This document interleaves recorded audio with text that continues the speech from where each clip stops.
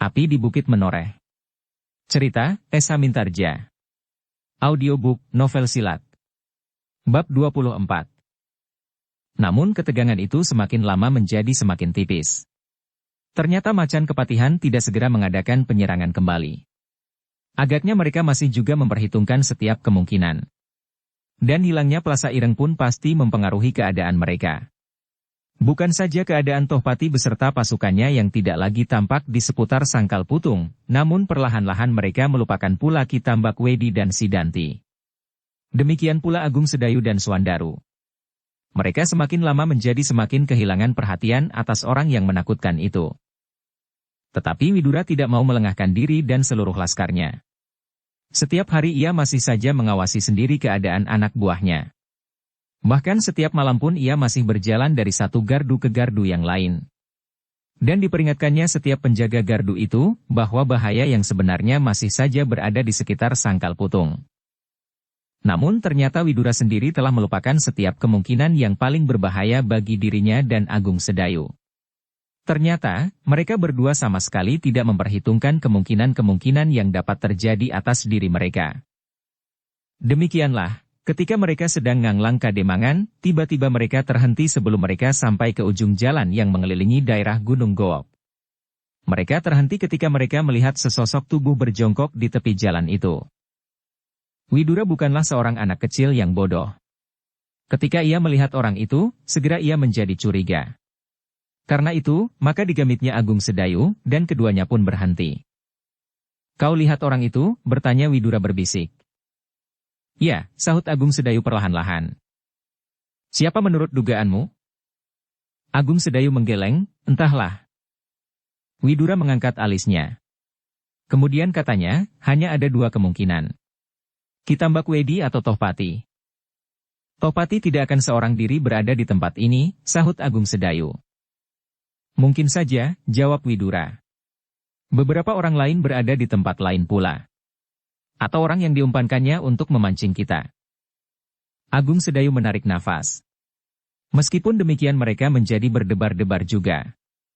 Baru saat itu mereka menyadari bahwa bahaya yang demikian itu memang dapat terjadi. Tetapi kesadaran itu datangnya agak terlambat, sebab bahaya itu sendiri telah berada di pelupuk mata mereka. Beberapa saat terakhir, seakan-akan mereka telah melupakan kemungkinan ini. Namun kelengahan itu telah membawa mereka ke dalam satu bahaya. Kini mereka tidak akan dapat mundur lagi, siapapun yang akan mereka hadapi. Karena itu, maka Widura itu pun kemudian berkata, "Marilah kita lihat, siapa orang itu." "Kita tidak usah mendekat," berkata Widura. "Lalu bagaimana?" bertanya Agung Sedayu, "Biarlah ia yang mendekat." "Apakah ia mau?" "Marilah kita lihat," jawab Widura. Widura kemudian tidak menunggu jawaban Agung Sedayu lagi. Perlahan-lahan ia berjalan menepi dan duduk dengan enaknya di tepi jalan. Namun demikian, pedangnya telah disiapkannya, seandainya ada sesuatu yang tiba-tiba harus dihadapinya. Agung Sedayu kini telah memahami maksud pamannya. Karena itu, maka ia pun berjalan menepi pula, dan berjongkok berhadapan dengan pamannya itu. "Kalau orang itu ingin bertemu dengan kita, ia pasti akan datang kemari," berkata pamannya. "Ya," sahut Agung Sedayu. "Kalau ia akan bertahan di tempatnya, maka biarlah kita tunggu di sini sampai besok siang." Agung Sedayu tersenyum. Meskipun demikian debar jantungnya menjadi semakin cepat. Seandainya orang itu benar-benar Ki Tambak Wedi, maka apakah mereka berdua akan mati sebelum mereka menyelesaikan pekerjaan mereka yang sebenarnya? Menumpas sisa-sisa laskar Jipang. Agung Sedayu kini sudah bukan seorang penakut lagi. Tetapi ia mempunyai beberapa perhitungan yang dikatakannya kepada pamannya. "Paman, adalah tidak menguntungkan sekali seandainya orang itu benar-benar Ki Tambak Wedi. Apakah dengan demikian kita tidak akan kehilangan kesempatan untuk melawan Tohpati dengan laskarnya?" Widura mengangguk-angguk. "Kau benar Sedayu," katanya, "tetapi kita sudah tidak mempunyai kesempatan lagi. Kita hanya tinggal memilih satu kemungkinan. Mempertahankan diri. Apalagi? Kalau kita kembali sekalipun maka orang itu pasti akan mengejar kita, dan kita harus bertempur pula. Tidak dapatkah kita memberikan tanda bahaya? Kita tidak membawa alat untuk itu. Yang ada pada kita hanyalah sehelai pedang." Agung Sedayu terdiam. Jawaban pamannya tak akan dapat diungkiri. Seandainya mereka berjalan kembali, maka orang itu pasti akan mengejarnya, atau bahkan menyerang dari arahnya dengan senjata-senjata jarak jauh. Pasir atau bandul atau apapun yang akan dapat dilemparkannya. Tiba-tiba Agung Sedayu itu teringat akan sesuatu. Ia mempunyai beberapa kelebihan dengan daya bidiknya. Mungkin akan mengurangi tekanan-tekanan yang akan dilakukan oleh orang yang berjongkok di pinggir jalan itu. Karena itu, maka tiba-tiba saja Agung Sedayu itu pun mengumpulkan beberapa butir batu yang berada di sekitarnya. Untuk apa? Bertanya Widura. Agung Sedayu tersenyum meskipun masam. Kalau kita yakin bahwa orang itu lawan kita siapapun ia, maka aku akan menyerangnya sebelum orang itu mendekat. Widura menjadi tersenyum pula. Jawabnya, tak ada gunanya. Agung Sedayu menggigit bibirnya. Meskipun demikian, ia tetap pada pendiriannya. Tetapi sesaat mereka duduk di pinggir jalan. Orang yang berjongkok itu pun tidak bergerak. Orang itu masih juga berada di tempat itu juga. Karena itu, maka Widura dan Agung Sedayu adalah menjadi semakin lama semakin gelisah. Orang itu memang membiarkan kita menjadi gelisah, bisik Widura, tetapi biarlah. Kita akan tetap berada di tempat ini. Ya, sahut Agung Sedayu pendek. Sebenarnya lah bahwa kegelisahan mereka sudah hampir tak tertahankan lagi. Orang itu sama sekali tidak bergerak dan seakan-akan sebuah patung yang mati. Sikap itu sama sekali tidak menyenangkan bagi Widura dan Agung Sedayu. Ketika kegelisahan Agung Sedayu telah memuncak, maka ia berkata, "Paman, biarlah aku mencoba melemparnya dengan batu, apakah ia masih akan berdiam diri? Aku kira aku akan dapat mengenainya."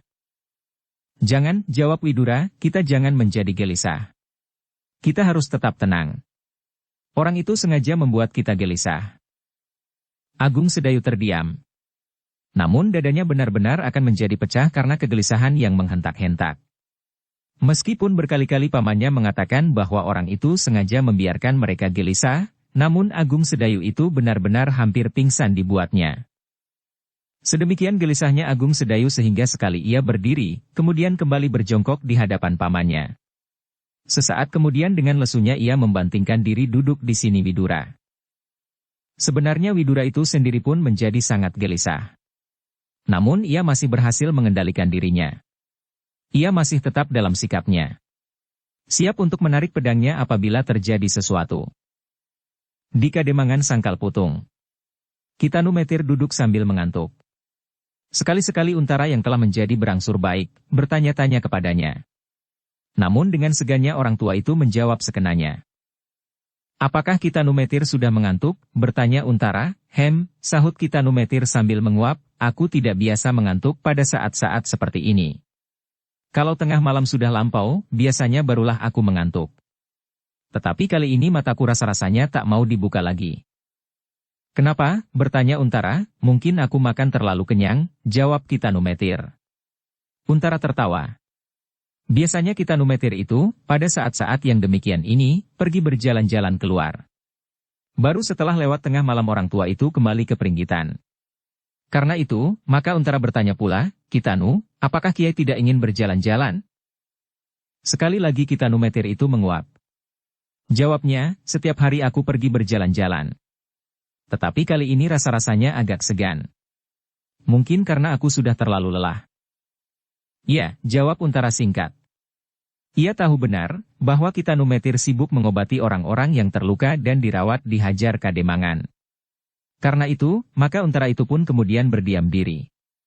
Tetapi tiba-tiba ia mendengar Kitanu Metir berkata, "Angger Widura dan Angger Sedayu agaknya mempunyai keperluan yang khusus, sehingga sampai saat ini masih belum kembali." "Apakah ini telah melampaui tengah malam?" bertanya Untara. "Hampir tengah malam," sahut Kitanu Metir, "biasanya pada saat-saat begini mereka telah kembali." Untara tidak menjawab. Mungkin sekali mereka berdua berhenti di salah satu gardu perondaan. Berkelakar dengan para petugas, atau menunggu mereka merebus ubi kayu. Tetapi agaknya Kitanu Metir berpendapat lain. Katanya, "Aku menjadi semakin mengantuk." "Tidurlah Kiai," berkata Untara, "lebih baik Kitanu beristirahat. Tenaga Kiai masih sangat diperlukan di sini." Kitanu Metir mengangguk-anggukan kepalanya. Tetapi ia berkata, setiap malam aku keluar berjalan-jalan. Aku kira lebih baik aku berjalan-jalan pula malam ini supaya kantukku hilang. Orang yang tidur sebelum tengah malam, rezekinya akan berkurang. Untara tertawa. Jawabnya, jangan terlalu jauh Kiai. Kitanumetir tertawa pula, kenapa? Ia bertanya. Kembali Untara tertawa. Ia tahu benar, bahwa ia tidak perlu memperingatkan orang tua itu. Karena itu, maka jawabnya, nanti Kiai jadi lapar lagi. Kitanumetir itu pun tertawa. Ki Demang Sangkal Putung yang baru datang, dan mendengar percakapan itu pun tertawa pula. Sambungnya, jangan takut Kiai, di dapur masih tersedia ubi rebus. Terima kasih, sahut Kitanumetir sambil mengangguk-anggungkan kepalanya. Terima kasih. Mudah-mudahan aku tidak memerlukannya. Kitanumetir itu pun kemudian berdiri dan perlahan-lahan berjalan keluar peringgitan. Belum lagi ia melangkahi pintu, maka terdengar Ki Demang berkata, apakah aku perlu mengantarkan Kiai? Tidak, jawab Kitanumetir cepat-cepat, jangan repot karena aku. Biarlah aku berjalan-jalan sendiri. Mungkin ke Banjar Desa, melihat mereka yang terluka, atau mungkin ke gardu-gardu peronda. Jangan ke gardu peronda. Di jalan Kiai dapat bertemu dengan bahaya. Oh ya, baiklah, berkata Kitanumetir kemudian Kitanumetir itu pun pergi meninggalkan Ki Demang yang kini duduk mengawani Untara. Dalam kegelapan malam, Kitanumetir itu meraba-raba tongkatnya menuju ke gerbang halaman. Selamat malam Kiai, bertanya orang yang sedang bertugas, apakah Kiai akan berjalan-jalan? Ya, jawab Kitanumetir orang yang sedang bertugas itu telah mengetahui kebiasaan Kitanumetir itu. Setiap malam berjalan-jalan keluar halaman menikmati sejuknya udara. Karena itu, maka kepergian Kitanumetir itu sama sekali tidak menarik perhatian mereka. Seorang yang sedang duduk menguap di samping Regol berkata, dingin Kiai. Apakah Kiai tidak lebih senang tidur saja? Sahut Kitanumetir, sejak muda aku tidak pernah tidur sebelum lewat tengah malam. Dan Kitanumetir itu pun berjalan tertatih-tatih menyusup ke dalam gelapnya malam. Namun setelah cukup jauh tiba-tiba Kitanumetir itu berpaling. Sekali ia menarik nafas panjang. Kemudian disangkutkannya kain panjangnya. Dan tiba-tiba orang tua itu berjalan tergesa-gesa. Gumamnya, kenapa hari ini aku lebih senang terkantuk-kantuk di Kademangan? Justru hari ini Angger Widura dan Angger Agung Sedayu pulang terlambat. Mudah-mudahan tak ada sesuatu yang mengganggunya. Meskipun demikian orang tua itu berjalan dengan cepatnya menyusup kegelapan. Kini Kitanumetir itu sama sekali tidak mempergunakan tongkatnya lagi. Ketika dilihatnya di hadapannya sebuah gardu perondaan, maka segera dengan tangkasnya ia menyelinap dan hilang di balik pagar. Kini orang tua itu menyusup di antara rimbunnya dedaunan dan dengan cepatnya berjalan melingkari gardu perondaan itu. Dalam pada itu Agung Sedayu yang duduk di pinggir jalan dengan gelisahnya, benar-benar tak dapat menguasai dirinya lagi. Karena itu, maka katanya, Paman, aku dapat menjadi gila karenanya. Marilah kita datang kepadanya, kita tanyakan apakah keperluannya.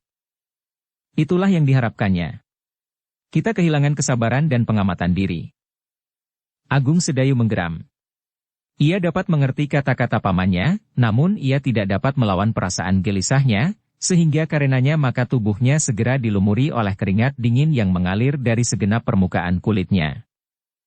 Meskipun demikian, Agung Sedayu bertanya juga kepada pamannya, Paman, apakah bedanya, seandainya kita harus benar-benar bertempur, menunggu atau datang kepadanya? Kalau orang itu kita Mbak Wedi, Sedayu, maka keadaan kita memang hampir sama saja. Tetapi kalau orang itu Tohpati, maka kita akan mendapat beberapa keuntungan. Kalau kita maju lagi, mungkin kita akan dijebak oleh orang-orangnya. Sedangkan kalau kita berada di sini, maka kita mempunyai garis ancang-ancang yang cukup luas. Agung Sedayu mengangguk-anggukkan kepalanya. Ia dapat juga mengerti keterangan itu. Bahkan seandainya orang itu kita Mbak Wedi pun maka mereka akan lebih banyak waktu untuk mempersiapkan diri mereka. Tetapi kenapa mereka harus menunggu terlalu lama? Agung Sedayu, berkata Widura, sebenarnya pertempuran antara kita melawan orang itu sudah kita mulai. Dalam taraf ini kita sedang mengadu ketabahan jati kita masing-masing. Apakah kita dapat mengendalikan diri atau tidak? Siapa yang lebih dahulu kehilangan kesabaran maka ialah yang lebih dahulu akan kehilangan ketenangan. Seandainya kekuatan kita dengan orang itu seimbang, maka siapa yang kehilangan ketenangannya pasti akan kalah. Agung Sedayu mengangguk-anggukkan kepalanya. Namun ia tidak dapat menyabarkan dirinya sendiri lebih lama lagi. Bahkan akhirnya ia berkata, "Paman, meskipun kita tidak mulai lebih dahulu, sebenarnya kita telah kehilangan ketenangan itu. Semakin lama kita menahan diri, maka ketenangan kita akan menjadi semakin tipis. Karena itu selagi kita masih menyadari keadaan, maka marilah kita lihat siapakah yang berada di hadapan kita itu." Widura menarik nafas. Ia pun sebenarnya telah hampir kehabisan kesabarannya pula. Untunglah bahwa ia masih bersabar sesaat. Namun ternyata waktu yang sesaat itu telah benar-benar menguntungkannya. Bukan karena orang yang berjongkok itu menjadi bingung dan kehilangan ketenangan, tetapi sebenarnya bahwa mereka masih mendapat perlindungan dari kekuasaan yang melampaui segenap kekuasaan. Akhirnya ternyata Agung Sedayu itu menjadi benar-benar tidak dapat mengendalikan dirinya. Kini ia tidak minta izin lagi kepada pamannya. Dengan serta-merta ia berdiri dan dengan sekuat tenaganya ia melemparkan sebuah batu mengarah kepada orang yang berjongkok di pinggir jalan itu. Tetapi alangkah kecewanya, dan bahkan kemarahan di dalam dadanya menjadi semakin menyala, ketika orang itu sama sekali tidak bergerak dari tempatnya. Apalagi bergerak, sikapnya pun sama sekali tidak berubah. Jongkok. Agung Sedayu menggeram. "Sudahlah Sedayu," cegah pamannya. "Aku tidak sabar lagi. Aku akan datang kepadanya dan akan melihat wajahnya. Siapakah orang yang bermain hantu-hantuan itu?" "Jangan," pamannya segera memotong kata-katanya. "Biarlah," sahut Agung Sedayu. "Jangan," ulang pamannya. Agung Sedayu menjadi kecewa. Tetapi ia tidak berani melanggar kata-kata pamannya. Karena itu, maka ia menjadi semakin bingung. Tetapi ternyata ketabahan hati Widura telah menjengkelkan orang yang berjongkok itu. Orang itu memang membiarkan Widura dan Agung Sedayu menjadi gelisah dan bingung. Tetapi yang dilihatnya hanya Agung Sedayu sajalah yang benar-benar seperti cacing kepanasan. Sedang Widura masih saja duduk di tempatnya tanpa bergerak. Orang itu ingin melihat keduanya menjadi bingung dan dengan demikian, ia akan mendapat permainan yang lucu dan menyenangkan. Tetapi harapannya itu hanya separuh berhasil. Ia hanya melihat Agung Sedayu yang berjingkat-jingkat, berdiri, berjongkok, duduk dan segala macam perbuatan-perbuatan yang aneh. Karena itu, maka akhirnya ia menganggap bahwa ia tidak perlu menunggu permainan yang lucu itu lebih lama lagi. Disadarinya bahwa cara berpikir pemimpin Laskar Pajang itu benar-benar sudah dewasa. Karena itu, maka ia harus membuat permainan yang lain. Mula-mula ia sama sekali tidak menghiraukan lemparan-lemparan batu Agung Sedayu. Dengan sepotong besi batu-batu itu dipukulnya ke samping. Sedemikian cepatnya, sehingga Agung Sedayu sama sekali tidak melihat gerak itu. Kini ia akan membuat permainan yang lain.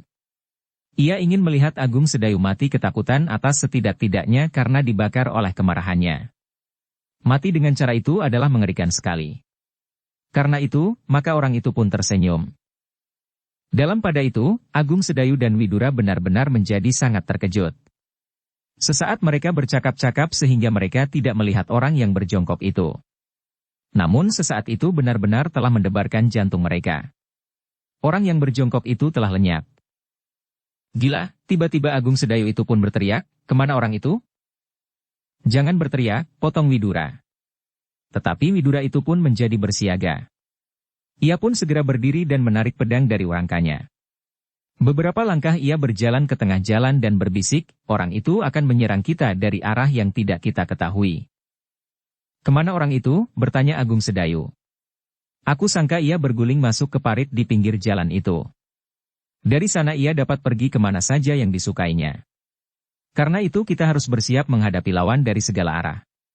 Ia dapat selalu memperhatikan kita, sedang kita tidak dapat melihat orang itu. Marilah kita cari." "Sangat berbahaya," sahut pamannya, "aku kini pasti. Orang itu bukan macan kepatihan, tetapi kita Mbak Wedi. Macan kepatihan tidak akan berbuat sedemikian. Ternyata kita Mbak Wedi mencoba membunuh kita dengan cara yang paling jahat yang dapat dilakukannya." Agung Sedayu menggeram. Tiba-tiba tangannya pun telah menggenggam pedangnya. Dengan suara yang berat ia berkata, "Akhirnya akan sama saja paman. Kenapa kita tidak datang menyerangnya? Sudah aku katakan, sahut pamannya, aku, sebelum ini tidak yakin kalau orang itu Ki Tambak Wedi. Agung Sedayu tidak menjawab. Tiba-tiba ia berputar sambil berteriak, ayo, kemarilah. Kita bertempur beradu pedang. Jangan berteriak Sedayu, desis pamannya. Punggungku dilemparnya dengan batu, sahut Agung Sedayu. Pamannya mengerutkan keningnya. Ki Tambak Wedi benar-benar ingin mempermainkan mereka. Karena itu, maka betapa kemarahan melonjak di kepalanya. Tetapi Ki Tambak Wedi itu belum dilihatnya. Agung Sedayu benar-benar menjadi sangat marah dan bingung, sehingga benar-benar seperti orang yang kehilangan kesadaran diri. Sekali-sekali terasa punggungnya dikenai oleh lemparan-lemparan batu dari arah yang tak diketahuinya. Agung Sedayu, berkata Widura, jangan menjadi bingung dan kehilangan pengamatan. Tenanglah. Kita sudah bersedia menghadapi segala kemungkinan. Kembali Agung Sedayu menggeram. Tetapi ia mencoba menenangkan dirinya. Sekali dua kali dibiarkannya beberapa butir batu mengenainya, namun ternyata semakin lama menjadi semakin keras. Betapapun ia mencoba berdiam diri, tetapi kembali kemarahannya itu meledak. Sehingga terdengar ia berteriak, ayo yang bersembunyi di balik alang-alang atau di balik gerumbul-gerumbul itu. Kemarilah, kita bertempur sebagai laki-laki. Jangan bersembunyi dan menyerang sambil bersembunyi. Tetapi masih belum terdengar jawaban, sehingga Agung Sedayu seolah-olah benar-benar menjadi gila. Widura pun telah kehabisan akal. Bagaimana ia akan melawan orang yang tidak dilihatnya? Orang itu pasti bersembunyi sambil berpindah-pindah. Dengan demikian, ia akan dapat menyerangnya menurut arah yang dikehendaki. Namun akhirnya Widura harus mengambil sikap yang dapat memecahkan kebingungan itu. Ia harus berani menghadapi akibat yang paling parah sekalipun. Karena itu, maka katanya berbisik, Sedayu. Kita tidak akan dapat tetap tinggal di tempat ini. Kita pun harus mengambil sikap. Mari kita bersembunyi pula dengan kemungkinan yang paling pahit, apabila kita menyuruh ke gerumbul yang ditempati olehnya. Tetapi kalau tidak kita tidak akan menjadi bulan-bulanan lagi. Dan kita mempunyai kesempatan yang sama dengan orang itu. Marilah paman, sahut Agung Sedayu yang juga telah kehilangan akal. Ia sudah tidak dapat berpikir lagi. Sehingga apa saja yang harus dilakukannya, dilaksanakannya tanpa pertimbangan. Tetapi tiba-tiba didengarnya suara tertawa di dalam semak-semak di seberang parit. Suara itu tidak terlalu keras, tetapi benar-benar menyakitkan hati. Di sela-sela suara tertawa itu terdengar ia berkata, Agung Sedayu. Aku senang sekali melihat kau kebingungan seperti kera yang ekornya terbakar. Kalian tak usah bersembunyi kemanapun sebab akibatnya akan sama saja. Aku akan selalu dapat melihat kalian.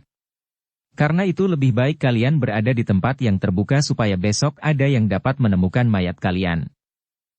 Bukan main marah Widura dan Agung Sedayu mendengar suara itu. Namun suara itu seakan-akan memancar dari tempat yang tak dapat diketahui. Suara itu seakan-akan melingkar-lingkar dan bergetaran dari segenap arah.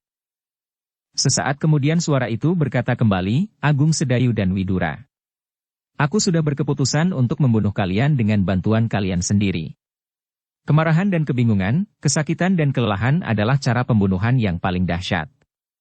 Meskipun kalian tidak menjadi ketakutan, tetapi bagiku tidak ada bedanya.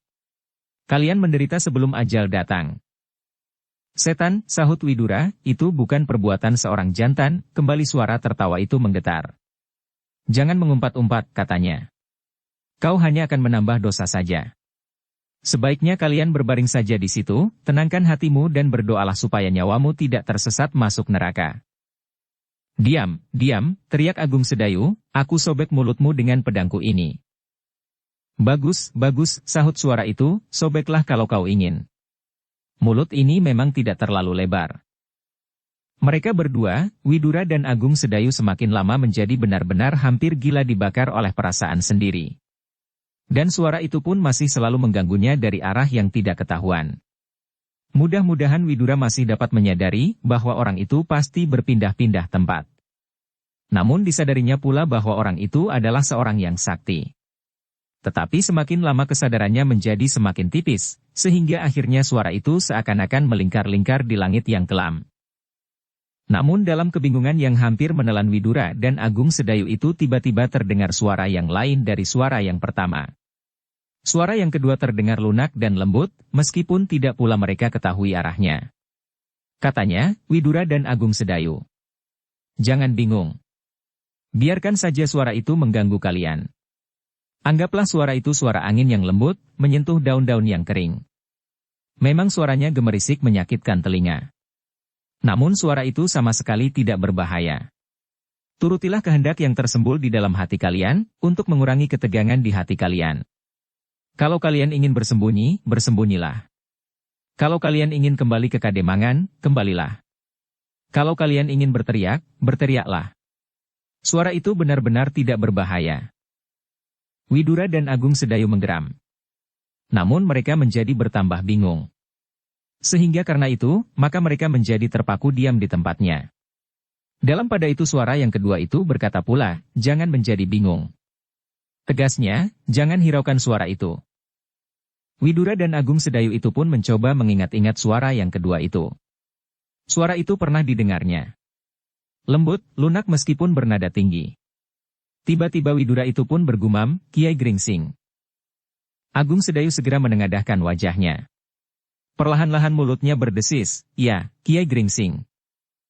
Sesaat kemudian suasana menjadi sunyi. Baik Ki Tambakwedi maupun Kiai Gringsing tidak berkata-kata lagi. Widura dan Agung Sedayu pun berdiri kaku bertolak punggung dengan pedang telanjang di tangan masing-masing. Namun mereka sama sekali tidak dapat berbuat apa-apa. Dalam pada itu angin malam yang lembut membelai kening mereka, menggerak-gerakkan ujung ikat kepala mereka yang berjuntai di belakang telinga. Tetapi betapa sejuknya angin menyentuh tubuh mereka, namun hati mereka serasa tersentuh bara. Panas dalam kesunyian malam yang dingin. Tetapi kesunyian itu benar-benar sangat menjemukan. Kesunyian itu terasa menjadi sedemikian tegangnya, sehingga karenanya Widura dan Agung Sedayu itu seolah-olah telah menahan nafas mereka. Tiba-tiba Agung Sedayu dan Widura itu terkejut bukan kepalang. Di balik gerumbul-gerumbul itu terdengar suara gemerisik. Bukan saja langkah seseorang, tetapi suara itu sedemikian ributnya. Suara apakah itu? Desis Agung Sedayu. Widura memutar tubuhnya mengarah kepada suara itu. Namun suara itu telah jauh bergeser dari tempatnya semula. Sehingga Widura itu pun ikut berputar pula. Suara apakah itu Paman? Ulang Agung Sedayu sambil menahan nafasnya. Widura menggeleng lemah. Ia pun menjadi kebingungan karenanya. Sedang suara itu masih saja terdengar di antara rimbunnya gerumbul-gerumbul di sekitarnya. Namun seperti suara Ki Tambakwedi dan Kiai Gringsing, maka suara gemerisik itu pun melingkar-lingkar tak tentu arahnya. Namun akhirnya Widura menyadari keadaan itu. Dengan serta-merta ia berkata, Agung Sedayu.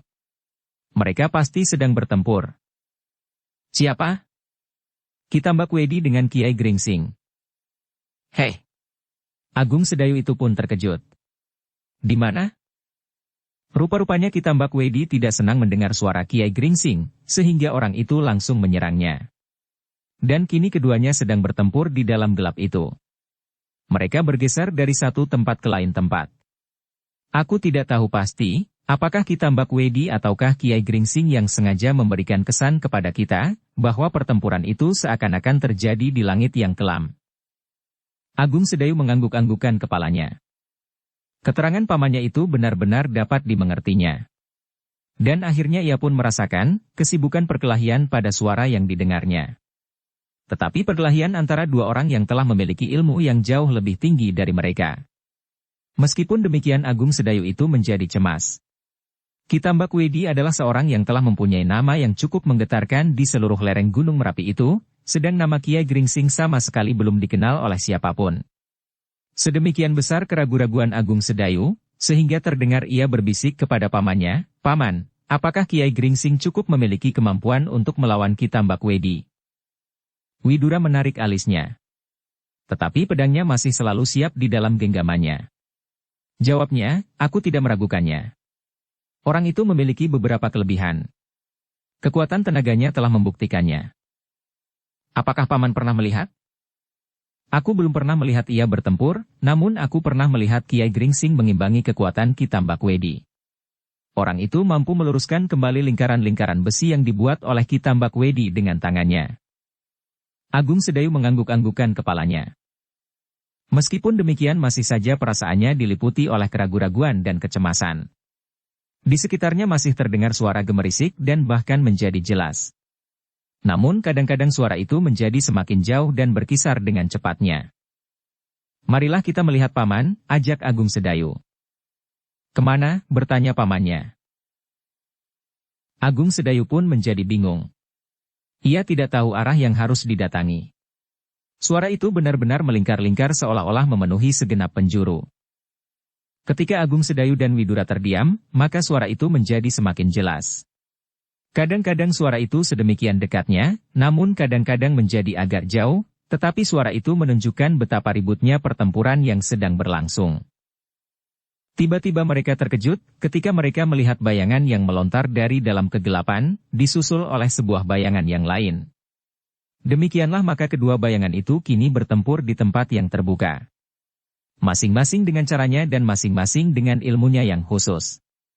Sehingga dalam malam yang gelap itu, Widura dan Agung Sedayu melihat pameran kekuatan yang mengagumkan. Kitambak Wedi benar-benar tempat sedemikian garangnya. Tangannya bergerak-gerak dengan pasti dan cepat. Tangan yang hanya sepasang itu seakan-akan merupakan sepasang senjata yang sangat dahsyatnya. Seperti sepasang tombak pendek yang mematuk-matuk dari segenap arah. Tetapi lawannya adalah seorang yang sangat lincah. Seperti asap yang berputaran dalam pusaran angin yang kencang. Sepasang kakinya seakan-akan tidak berjejak di atas tanah. Sehingga dengan cepatnya ia dapat berpindah-pindah tempat. Betapapun kekuatan lawan yang menghantamnya, namun serangan itu seakan-akan tidak dapat menyentuhnya. Demikianlah pertempuran itu menjadi semakin sengit. Widura dan Agung Sedayu berdiri saja mematung. Dadanya terasa berdentangan dan darahnya mengalir semakin cepat. Pedang-pedang di tangan mereka seolah-olah sama sekali tidak akan berarti seandainya mereka harus bertempur melawan salah seorang dari mereka. "Seandainya kami yang harus bertempur melawan Kitambak Wedi," desis Agung Sedayu di dalam hatinya, entahlah apa kira-kira yang akan terjadi. Sesungguhnya lah bahwa kekuatannya sama sekali tak akan berarti dibandingkan dengan kekuatan dan kesaktian orang yang menakutkan itu. Malam yang dingin itu semakin lama menjadi semakin dingin. Angin yang basah perlahan-lahan mengalir dari selatan. Namun hati Widura dan Agung Sedayu terasa betapa panasnya. Mereka melihat perkelahian yang dahsyat antara Kitambak Wedi dan Kiai Gringsing. Namun kadang-kadang keduanya menjadi hilang di dalam kegelapan malam, untuk kemudian muncul kembali di tempat yang lain. Ternyata mereka berdua telah mempergunakan tempat yang amat luas untuk bertempur. Mereka melontar-lontar sangat cepatnya dan loncatan-loncatan panjang yang mengherankan. Seolah-olah kedua-duanya memiliki sayap di punggung mereka, sehingga mereka dapat berterbangan berputar-putar. Pertempuran itu benar-benar seperti pertempuran antara dua ekor burung-burung raksasa di langit yang luas berebut kekuasaan. Seakan-akan mereka sedang bertaruh, siapa yang menang di antara mereka maka ialah yang dapat merajai langit. Tetapi Widura dan Agung Sedayu menjadi bingung. Mereka sama sekali tidak dapat menilai siapakah di antara mereka berdua yang lebih kuat. Keduanya sama-sama memiliki keunggulan dan kelebihan yang sulit dimengerti. Desak-mendesak, silih berganti. Sehingga kemudian keduanya menjadi seperti gumpalan-gumpalan asap yang berbenturan tidak menentu. Namun kemudian Widura dan Agung Sedayu terkejut ketika mereka melihat benda yang berkilat-kilat di tangan Kitambak Wedi pada kedua belahnya. Dalam genggaman tangannya, tiba-tiba telah melingkar gelang-gelang besi baja. Sepasang senjata yang pernah mereka lihat di halaman belakang Kademangan serta ciri yang sudah pernah mereka kenal pula. Dengan senjata itu, maka tangan-tangan Kitambak Wedi itu menjadi semakin berbahaya. Serangan-serangan Kiai Gringsing kemudian selalu tidak pernah dihindarinya, namun dicobanya untuk menempuh serangan itu dengan gelang-gelang baja yang melingkari genggaman tangannya. Bahkan seandainya lawannya mempergunakan pedang sekalipun, namun pedang itu akan ditahannya dengan lingkaran-lingkaran itu. Dengan senjata itulah maka Kitambak Wedi menjadi semakin dahsyat. Tangannya menyambar-nyambar ke segenap tubuh lawannya. Pukulan-pukulannya adalah pukulan-pukulan maut, seandainya tersentuh pun, maka tulang-tulang Kiai Gringsing agaknya akan berserak retak. Karena itu, maka kini Widura dan Agung Sedayu dapat melihat, bahwa Kiai Gringsing lah yang selalu mencoba menghindar serangan-serangan lawannya. Berkali-kali ia melontar mundur dan menjauh.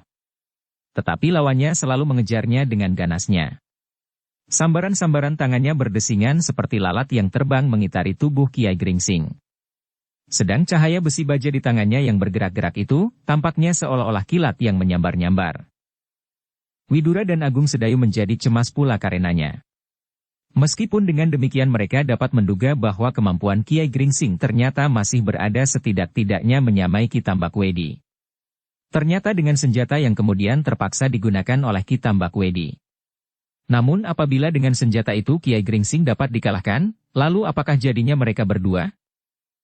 Tetapi mereka berdua bukannya pengecut.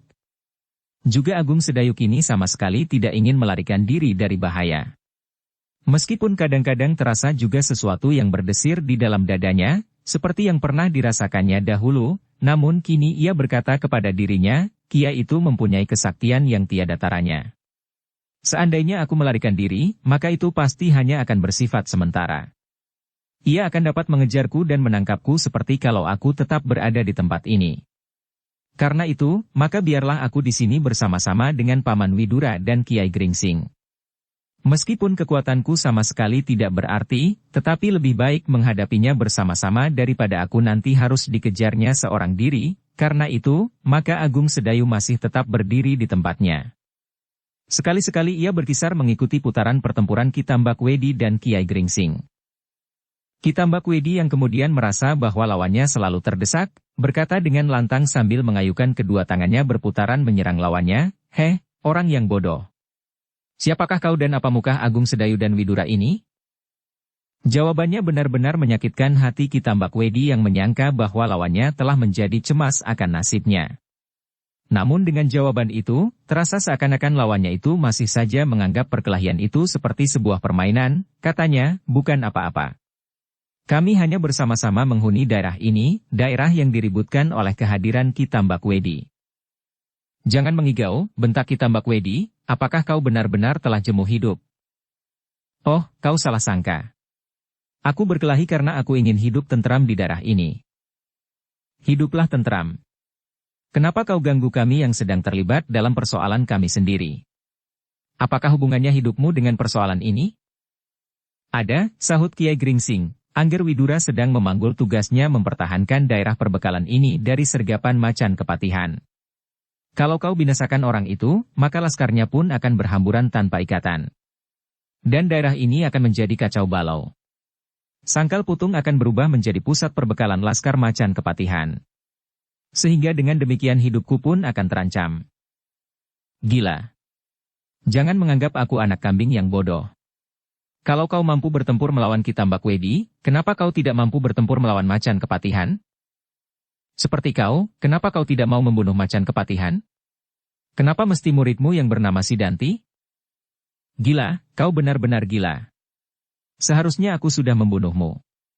Nah sekarang kesempatan itu datang, orang yang tidak mau dikenal seperti kau ini pun harus mati. Dan aku akan dapat mengerti, apakah sebabnya kau menyebut dirimu dan memulai dirimu seperti itu. Bukankah kau yang aku jumpai di lapangan dekat Banjar Desa pada saat Sidanti berlomba memanah? Sementara itu perkelahian di antara mereka berdua, Ki Tambak Wedi dan Kiai Gringsing menjadi bertambah cepat. Meskipun beberapa kali Kiai Gringsing terpaksa melontar surut, namun perlawanannya masih tetap sengit. Dalam kesibukan perkelahian itu Kiai Gringsing menjawab, "Ya, akulah yang bertemu dengan kau di lapangan itu, kau masih ingat?" "Tampangmu tak mudah dilupakan," jawab Ki Tambak Wedi, "dan di daerah ini jarang-jaranglah orang yang mampu bertempur melawan Ki Tambak Wedi sampai 2-3 loncatan. Tetapi kau mampu bertahan beberapa lama." Kiai Gringsing menggeram. Katanya, "Jadi kau pasti bahwa akhirnya pertahananku pun akan runtuh?" "Tentu, meskipun kulitmu berlapis baja sekalipun. Kau yang mempergunakan lapisan baja di tanganmu. Persetan. Ambillah senjatamu. Kita menentukan siapa di antara angkatan tua yang akan dapat merajai lereng Gunung Merapi." "Aku tidak ingin," jawab Kiai Gringsing, "tetapi aku juga tak ingin dirajai." Ki Tambak Wedi tidak berkata-kata lagi. Serangannya menjadi bertambah seru. Sepasang gelang di kedua tangannya bergerak dengan dahsyatnya. Setiap sentuhan daripadanya, pasti akibatnya akan sangat dahsyat. Namun kemudian masih juga ternyata bahwa Kiai Gringsing terpaksa selalu menghindari serangan Ki Tambak Wedi yang semakin garang. Beberapa kali Kiai Gringsing harus melontar surut, sedang Ki Tambak Wedi tidak akan melepaskan segenap kesempatan yang terbuka baginya. Tetapi kemudian Kiai Gringsing tidak mau menjadi sasaran untuk meluapkan kemarahan Ki Tambak Wedi saja. Ketika kemudian ternyata bahwa ia tidak dapat bertahan terlalu lama menghadapi sepasang gelang itu, maka kemudian dari balik bajunya Kiai Gringsing menarik pula senjatanya yang tak kalah anehnya. Sebuah cambuk. Ya, cambuk yang tidak terlalu besar, dan berujung agak panjang. Tetapi benda itu keseluruhan tidak lebih panjang dari setengah depa sampai ke ujung juntainya.